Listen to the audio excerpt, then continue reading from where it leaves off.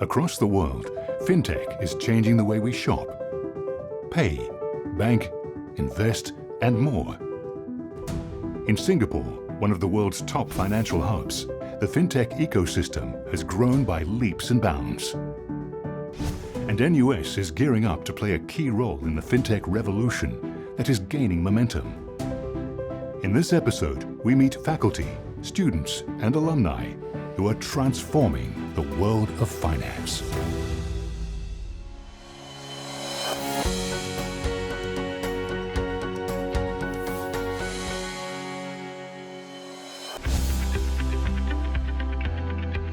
For a young person fresh out of school and starting a career, managing finances can be daunting. How much to save, what insurance plan to buy, how to invest.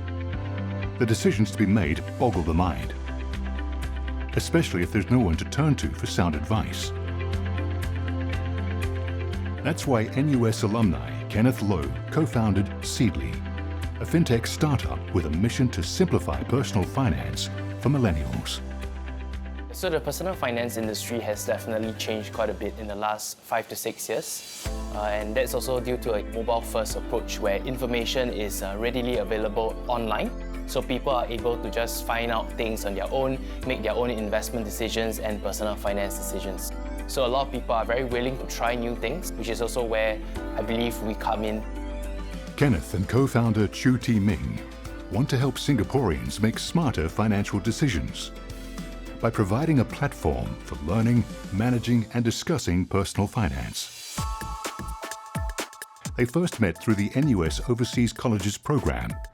After receiving a startup grant from the university, they launched Seedly in 2016. Since then, their user growth has gone from 40,000 per month to more than 1 million monthly in 2022. In 6 years, the company has been bought over twice. First by e-commerce company Shopback in 2018, then by personal finance firm Hyphen Group in 2020. Driving Seedly's success is continual innovation. So we started off as an expense tracker about 7 years ago, and it was a mobile-first approach to basically helping you download all your Excel sheets, all your transactions from your bank statements and making sense of your money. And that was the first inception. We saw an opportunity for content, so we went into content space to make it simple and easy to understand. And then we took another turn to say that how do we make it crowdsourced? How do we make it user-generated? And that's where we are today with the community on Seedly. Basically, we wanted to allow our users to easily and safely ask any question regarding their personal finance. Some of the early questions that we received was, I'm in debt, how can I resolve my debt issue? On our platform, they can actually post as anonymous user. From there, community users will actually share their experience. What differentiates Seedly from other sites is the strong focus on community. We created this platform for everyone to come in to join in, to share their perspective. So essentially, they can leave and write reviews online, and that will allow our users to basically sort of crowdsource the best information or the best products out there in the market. And thanks to that community, Seedly has a leg up on its competitors. It is really a very challenging sector to be in, both from a point where there are incumbents who are multi-year-olds and you have the fintech startups which are constantly launching new products and ideas. I believe one of the biggest benefits that we have is that we have a community that is constantly talking about personal finance, and that allows us to know what's happening on the ground. And with knowledge comes opportunity. So one of the recent innovations here at Seedly is that we've recently explored this advisory concept and model where we basically harness insights and ideas from the community to help the startups, the fintech companies make better decisions when it comes to innovating on their own products as well. So that is a very new way to sort of work with the community to give them rewards while hearing their voices as well. So new and better products are launched into the market. At Seedly, the team is always looking for innovative ways to grow and evolve the platform. Many of the staff, like Megan Quek, are users of the app themselves. I first heard about Seedly when I started working. I was introduced to it by a friend. When I first started using it, I thought it was quite useful. So I managed to sync all my different bank apps and everything to one app.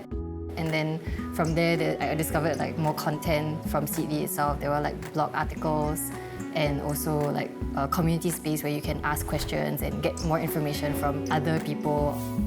Today, Megan is product manager at Seedly, responsible for creating new features and upgrading existing ones on the platform.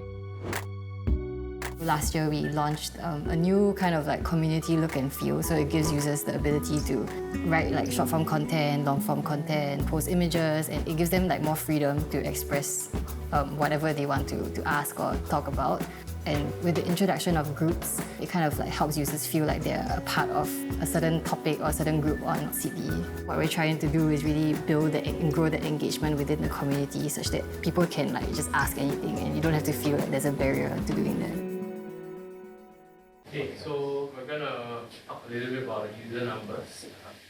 So we have a special quote. Kenneth hopes Seedly will remain relevant to the community through the years. So for us, the working adult was our first target audience. And the interesting thing is that in the 6-7 years since, the working adults have also grown with us in a sense that their priorities start to shift as well. So now it's moving to things like property, starting to think about your retirement, and we want to be with them at every step of the way. So that's basically where Seedly comes in and cover the spectrum of when you first graduate all the way to when you're working and when you're making life decisions as well. Besides nurturing fintech startups like Seedly, NUS is also grooming talents and developing solutions for the financial industry.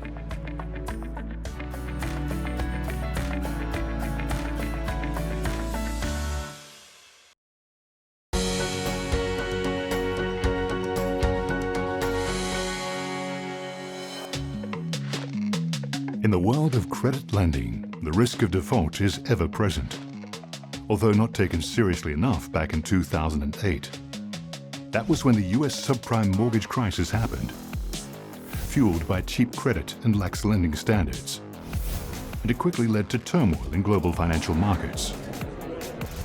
However, in every crisis lies opportunity. It was very evident to me then, and the credit rating business needs some sort of reform. I also saw the possibility of using newer generation technology to tackle the issue. Professor Duan Jinchuan, who was then director of the NUS Risk Management Institute, came up with a solution which he named the Credit Research Initiative, or CRI. It is a platform that offers daily updated information on the credit worthiness of over 80,000 exchange-listed companies across 133 economies globally. CRI was basically big data analytic operation. The team had to collect the data, clean up the data, and also we had to build models. We had to maintain it in order to make the system truly useful. And we sort of decided to go for daily updating to come up with a more scientific, rigorous credit risk measurement. It's a public good, which means a not-for-profit. They just want to be a scientific competitor to credit rating agencies. Today, CRI is part of the Asian Institute of Digital Finance, or AIDF, headed by Professor Duan. AIDF was jointly set up by NUS, the Monetary Authority of Singapore, and the National Research Foundation in 2020. Now, AIDF basically covers all big areas of digital financial technology, way beyond credit analytics. The Institute is the first of its kind in Singapore and the region. It aspires to be a thought leader, a fintech knowledge hub, and an experimental site for developing digital financial technologies and nurturing researchers and practitioners in Asia. It plays a crucial role in educating talents for Singapore's financial industry. When you have enough volume, so big a volume, the inventory has to be very small, net inventory. Employers always find difficulty in finding the kind of people they need. So the way we can contribute here is to train a newer generation so they become readily employable manpower in this economy. And that our master program obviously serves that purpose. Another program of ours is on PhD students because we need a future generation of teachers too. In addition, we also run certificate program for individuals to get themselves retrained. Professor Duan, an award-winning researcher, also wants the Institute to excel at translational research. One key project of AIDF is working with partners to develop a platform to assess the sustainability of agricultural supply chains. This can help to curtail greenwashing and give investors a more accurate picture of a company's environmental impact. Now, green finance program we pursue is very unique. So we had to choose a particular supply chain. For instance, palm oil, say in Indonesia. Then you will start looking at smallholder grower. They are vital to the supply chain's sustainable practice. So they need financing. Our intention is to create incentives through financing so that they adopt a greener practice. For individual farm, if it just require mobile phone to download an app, we can record lots of things. For instance, what kind of fertilizer they purchase, what kind of seedling they use. Each one of these will affect the overall greenness. Suppose I collect information from 1,000 farmers. We can actually build a model, allow us to scale up to millions of farmers. So technology is basically an enabler in this evidence-based, sustainable financing. Beyond research and education, AIDF aims to incubate B2B deep tech startups. Better Data is the first fintech startup to be incubated at AIDF. Co-founder Uzair Javed, who holds a PhD in computer engineering from NUS, wants to make it much easier for regulated industries like banking and insurance to share data. It can represent many forms. It can be images, videos, audio, text, Excel sheets. And for enterprises like banks, when they are collecting a lot of customer data, like our transactional data, they cannot use it however they want for innovation. In Singapore, you have PDPA, the Personal Data Protection Act. What it demands or mandates is that I, as a company, I have to protect the data of my customers, and I cannot use it however I want. So now I'll show you how we can produce synthetic data from a bank churn dataset. So I, as a team in a bank, when I have to use this data and share it with my team internally or with an external partner, I have to define a lot of legal and technical controls to make sure that no one's sensitive data is leaked. Let's say we have maybe 1,000 different customers' transactional data. To move it across teams, it typically takes anywhere from 3 to 12 months. With our solution, we make it happen now in a couple of hours. We do this by using artificial intelligence with privacy-preserving technologies to take real data and generate synthetic data from it. So synthetic data is artificially created data, but the learnings of it come from the real data or the real reference itself. And the punchline is synthetic data gives you the same utility that you get with your real data sets. Like if it's a real image of a face, in synthetic image you will get face with all facial features, but at the same time they belong to no one. Despite the promise of the idea, Uzair and his co-founder Kevin Yee struggled to commercialize their technology in 2021. There was a lot to figure out.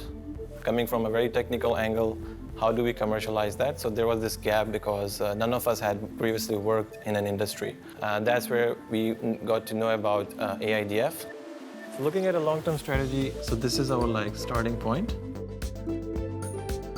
Today, the startup founders are looking to secure seed funding with some help from AIDF Director Helena Tsang.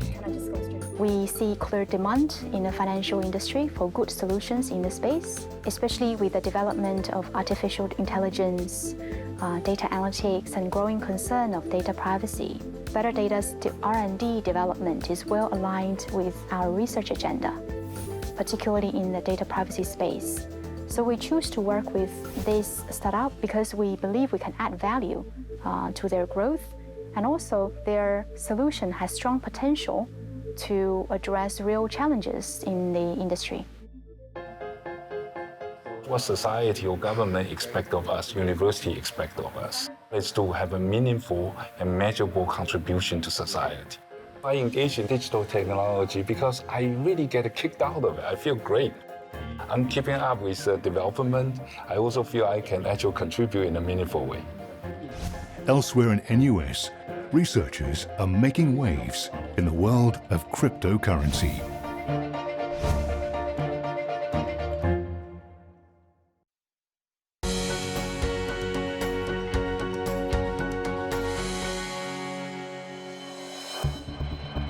Blockchain, cryptocurrency, non-fungible tokens. These are just some of the buzzwords in the investment world today. While many people are still hesitant about exchanging real money for virtual assets, some have made millions from cryptocurrencies like Bitcoin and Ethereum. At NUS, which was named the world's top blockchain university by news site CoinDesk in 2021, this professor hopes to provide some clarity amid the hype surrounding blockchain technology. Professor Pratik Saxena is co-director of NUS's Crystal Center. Crystal stands for Cryptocurrency Strategy, Techniques and Algorithms. Launched in 2018, the center aims to be among the world's foremost research hubs on blockchain technology. At the most basic level, blockchain is a piece of computer science development or technology which allows lots of different computers to be connected on a network. And yet these computers don't belong to a single entity. It could be anybody with a laptop, anybody with a desktop or a server that they have purchased. They could connect into this infrastructure and start to provide a service to somebody else. At the next level, you can also look at this as a record, book, or a ledger, which sequences records in a time-ordered fashion. And the nice thing about this system is that it's not easy for you to go back and change the records in the system back in history. So it's tamper-proof in that sense. So it's also exciting in that sense that it has an open nature to it, which is removing barriers to entry for many different kinds of businesses and kinds of users in different parts of the world. Besides virtual currencies, the decentralized nature of blockchain technology has spawned the growth of non-fungible tokens, or NFTs. These are unique digital assets which are disrupting the world of art, music, and retail today. For instance, just within the last 3 to 5 years, we have seen an explosion of ideas in decentralized finance. Even before that has completely matured, you started to see the use of these technologies in things like digital media, how art may be bought and sold in the future, how you might get identities tied to physical goods and have that be digitized onto an open system. So it's coming closer and closer to what you might call as a mix between the digital realm and the physical realm of things. And more innovations are expected in the near future. In my opinion, a lot of major industry segments are starting to realize the power of things like decentralization as a concept. And I think this is going to offer new alternatives in the marketplace and therefore hopefully provide much better outcomes and efficiencies in the marketplace. But challenges abound in the blockchain world. Professor Saxena hopes Crystal Center can offer some solutions. In many ways, Crystal Center thinks about the next 5 to 10 years of research advances that might make things like blockchain more usable, more scalable, faster, and more secure. The goal for Crystal Center is to put out advanced technological ideas in the open so that anyone in the startup community or in the industry can start to absorb these ideas and build the infrastructure around this moat and make it commercially successful. Over the years, Professor Saxena's research work has inspired several spin-offs. One of them is Zilliqa, a public blockchain platform designed to facilitate thousands of transactions per second. Launched in 2017, Zilliqa is valued at more than $1 billion today. The development of Zilliqa from an original research paper is a nice example of how NUS broadly fosters innovation. Just armed with an idea, we started with a small team of researchers who sat down with pen and paper and devised a solution from the original ideas of the paper. Professor Saxena's paper in 2015 described the concept and potential application of sharding. you can think about sharding as the idea of taking a very large network, let's say of 10,000 computers, and break them up into 10 different sub-networks of size 1,000 machines. And these can all produce 10 different tasks in parallel and combine the result in the same time as a large 10,000 node network would have done. So this idea of dividing up the network into smaller shards, as they're called, for parallel processing is really the strength of this piece of technology. So while this technology is known how to do it in open blockchain-based network is something that the original paper sketches out. Silica itself is a pioneer in the use of this sharding technology. And Professor Saxena hopes to help shape the next success story. At the moment, the team at the Crystal Center is small, but extremely talented. And I'm fairly positive that this center can produce very interesting base technologies that will enable a lot of different applications. So the values that I imbibe in my students, number one, is to shoot for the highest outcome possible. And number two, to make sure that they're able to not just look and conceive these ideas on paper, but to also think about how they may have an impact in the real world, perhaps not immediately, but maybe in a 5 to 10 year time frame. So this is basically the goal of me as a mentor to these students in that capacity. Singapore is among the top financial centers in the world. To stay competitive, it aims to become a leading fintech hub. NUS has a vital role to play, from inspiring translational research to grooming future-ready talents, to nurturing promising fintech startups and more. Its alumni and faculty members are making a difference in Singapore and beyond.